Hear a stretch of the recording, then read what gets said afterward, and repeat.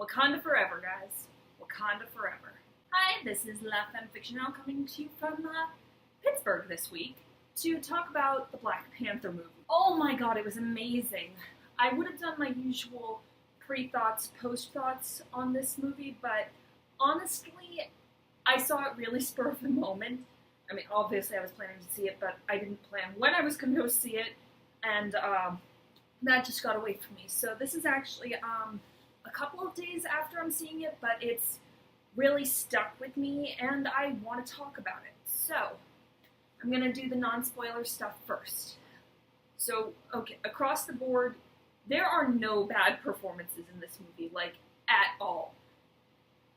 In a Marvel movie, performances are usually, like, solid or passable, but all of the ones that I saw, and I know that doesn't come across this way because I'm stumbling so much, but they're memorable. Like, everyone in this movie is so freaking memorable. I cannot words. That is how much this movie has affected me. Everyone's favorite standout, it seems to be Shuri, which, yes, I freaking love Shuri, and actually that brings me into something that I want to talk about later, so we'll just put that on the side. So aside from Shuri, people are really talking about Killmonger, because this is the best villain that the MCU has seen since Loki in the first Thor movie, and I think that's another reason why this movie resonated with me so much. It's very similarly Shakespearean, and if anything, I think this movie, it obviously wasn't made for me. I mean, I'm a white girl, but it tapped into what I loved so much about the Thor franchise. It has a pseudo-Shakespearean atmosphere. It has the overall trajectory of a young, good man learning what it means to be king and the kind of sacrifices he has to make. It has a father that's well-meaning, but not always the best. It's got a guy who's got good intentions, but bad ideas, and, it's just really memorable, and so I'm just going to talk about this because I can't talk about the race aspects of it because I come from a place of white privilege, but for the women in this movie, all of the women in this movie are so amazing. I'd say like the least developed of them is Angela Bassett as Queen Ramonda, and even then that's not exactly saying much because, yeah, at first glance, she's the resolute, regal, loving queen mother that we first saw with Rene Russo's Frida, but she gets to take that a step further because of spoiler things. She is clearly respected. Wakanda is this society that clearly doesn't have any patriarchal biases that like we're so used to seeing. And Okoye, played by Danai Gurira, and the entire Dora Milaje, amazing. Like, I would die for all of them, and I would let them kill me, and yes.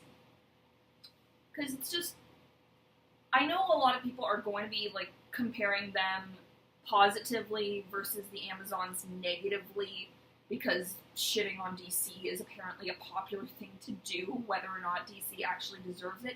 But, I mean, you can like both. I just want a movie of the Dora Milaje and the Amazons getting on together amazingly, like trading weapons and maybe flirting a little bit and just having a good time together because it would be awesome. I mean, Diana and Shuri, that would be so cute to watch. I'm getting sidetracked.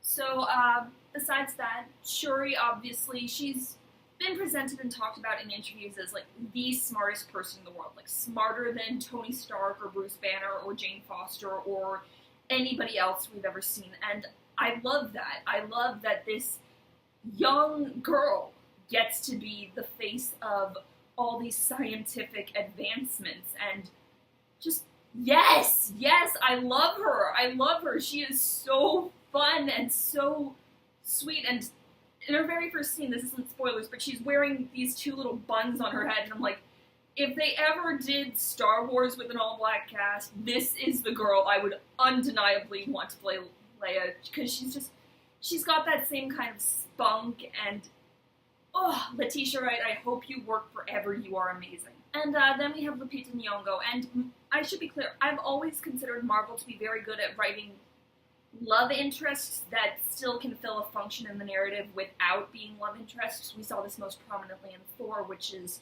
you know, why everyone said that the romance sucked and had no build-up and yada yada yada. But, you know, with Nakia, it's great because, like, T'Challa's still clearly got a thing for her, and who wouldn't have a thing for her? It's Lupita Nyong'o.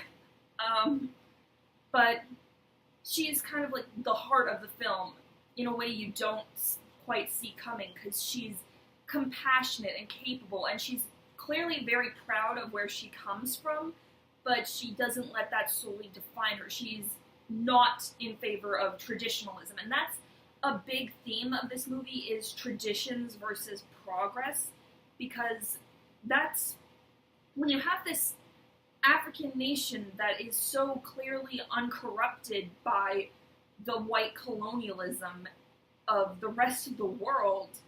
It's fascinating to see the honestly justified self-preservation instincts versus the need to share, and that happens later. I will get into that in the spoiler section. I keep saying that. But yeah, again, I think this is the best movie for women that Marvel has ever done up to this point, and I give a lot of props to that to Ryan Coogler, who is not only the director, but one half of the screenwriting team. I am unfortunately blanking on the other name of the gentleman. It's down here. But yeah, so Ryan Coogler has hired minority women for a lot of major roles in this film in the production team. He has a cinematographer who is a gay woman. Both his production designer and his costume designer are black women, and it's, in that sense, it's a very non-traditional movie, the same way, like, you see Mad Max Fury Road, and that's edited differently than any other action movie, because Margaret Siskel? Anyway, she cuts it differently than most male-dominated action movies are cut, and I'm not saying that's because she's a woman, but I think that does play some level of it. And so that's why we need these kinds of different viewpoints other than just white dude, white dude, white dude, white dude. Looking at you, Star Wars. We'll talk about that some other day.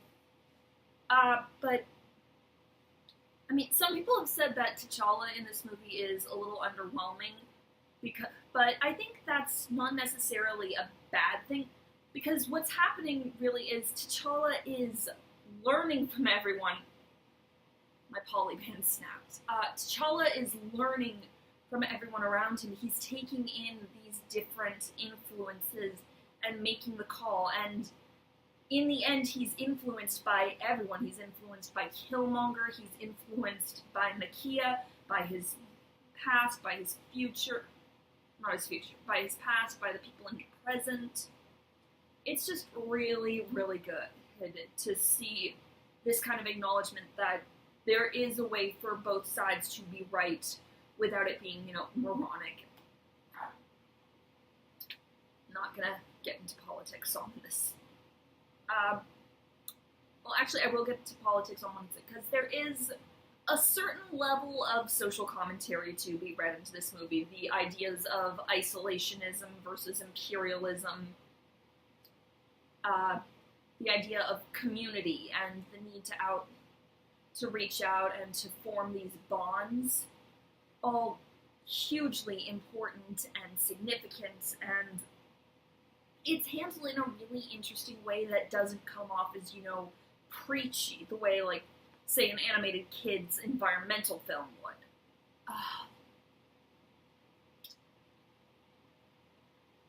Some people have picked on the effects. I'm not somebody for who effects are that big a deal. Like, I defend the prequels. That shouldn't be a surprise at this point. You know what, at this point, spoilers! Let's talk about this stuff.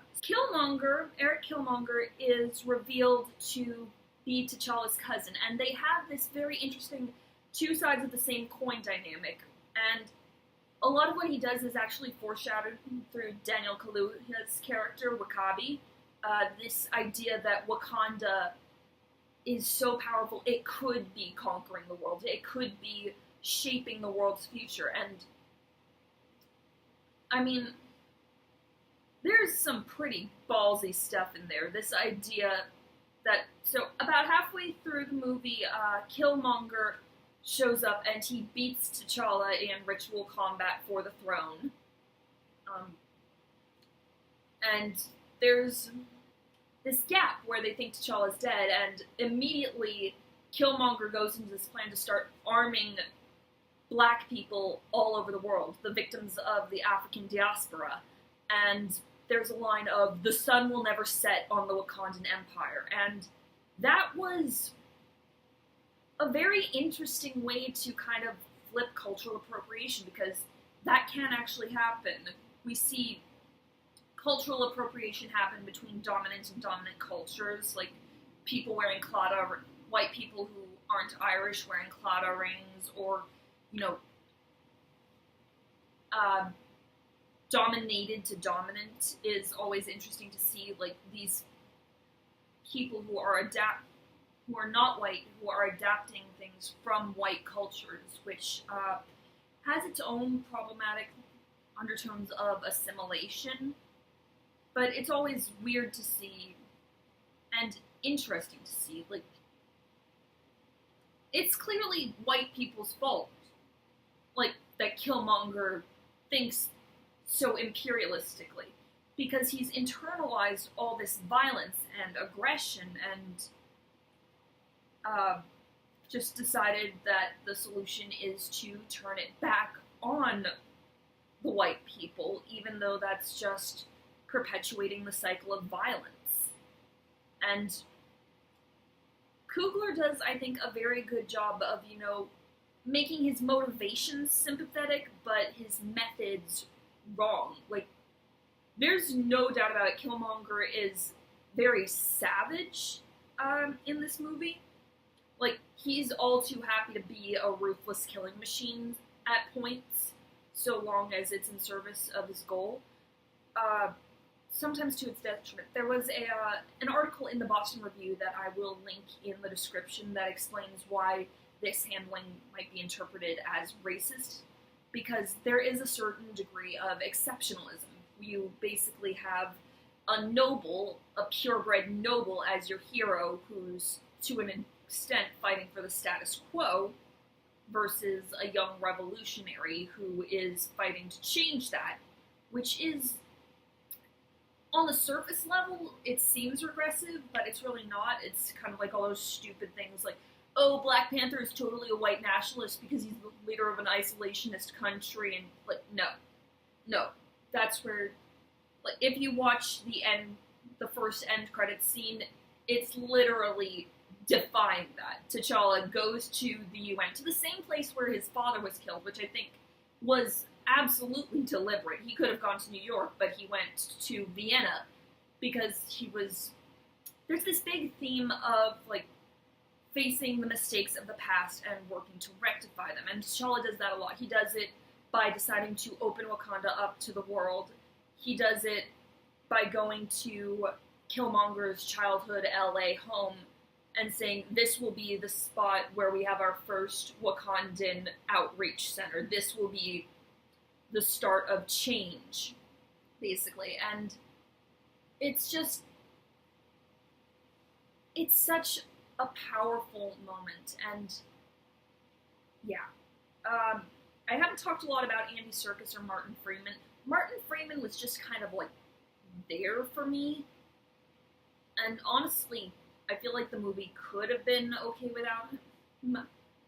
It does lead to one of the film's funniest moments when he wakes up from this should-have-been deadly bullet wound, and Shuri just says, "Don't scare me like that, colonizer!" And it's, like, such a blatant acknowledgement of everything that white people did, and it'd be so easy for him to be like, not all white people, and it's like, yes, all white people, and he just kind of accepts it, and for most of the movie, he's getting dragged along for the ride, being told what to do for others, and I feel like there might have been a slight missed opportunity to have it be another African descended cast member, somebody who maybe has assimilated more than Killmonger, somebody who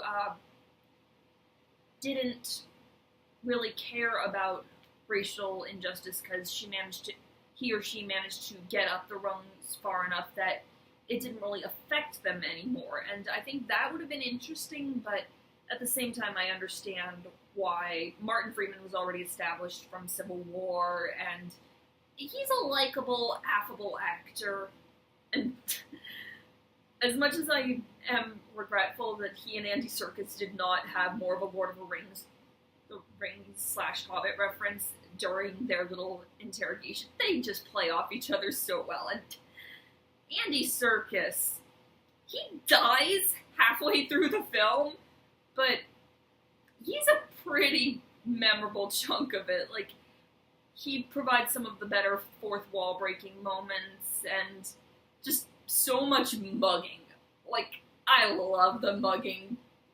Do you want some cheese with all the scenery you're chewing, or do you want some wine to wash it down? Oh my god.